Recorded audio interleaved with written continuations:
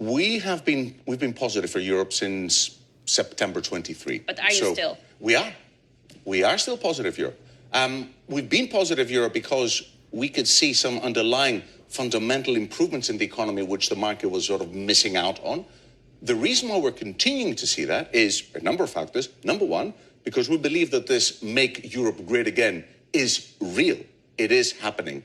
Despite all the fragmentation that you have in Europe. Despite the fragmentation that we're having in Europe, we believe that this is a true moment where the Europeans, finally, the European politicians and policymakers realized that the transatlantic relationship is no longer the same as it was after post-World War II. And although the tensions were during Trump 1, they did not improve under Biden administration. So the Europeans are taking more responsibility, more action. Admittedly, the sort of the theoretical 5% target in terms of NATO is not going to happen over the next few years. It's going to happen over a few decades, and it's a 3.5, 1.5. But even so, the actual investments in infrastructure, in productivity, in technology, in manufacturing is all going to be supported, number one. Number two, we're also seeing from some of our clients, and what we're hearing, is that large asset owners and sovereign wealth funds are looking to invest, put some money into Europe. So we like Europe on the top-down perspective.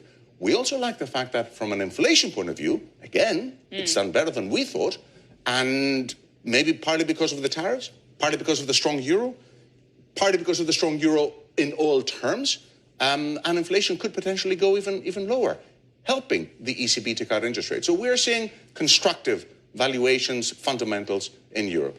So what do you buy exactly? You've highlighted infrastructure, you've highlighted some defense, but give us some concrete positions. Yeah, we do not discuss, we do not invest in them, we do not advise in individual equities. We bring exactly into names. So we prefer the more diversified exposure in terms of Europe.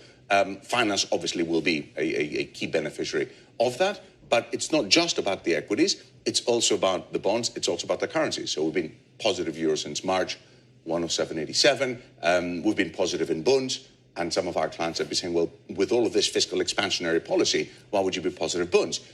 I'm asking the same question in my head. Which is a very fair question. Number one, because the Bundesbank is there.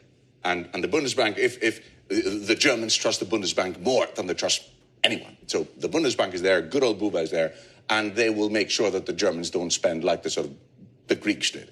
So we are going to be seeing the prudency in terms of the economic fiscal expansionary policy. Secondly, I think we are also, again, I don't believe in the end of the US exceptionalism. I don't believe that's happening. But diversifying a little bit away from US treasuries to something like German bonds for large asset owners is not unreasonable. So we could potentially see some interest in bonds as another area to park some money on the fixed income side. And going back again, in terms of the inflation story, if inflation is as well behaved as it has, the real yield may not be as attractive for bonds as it is for treasuries, but it's a good diversifier.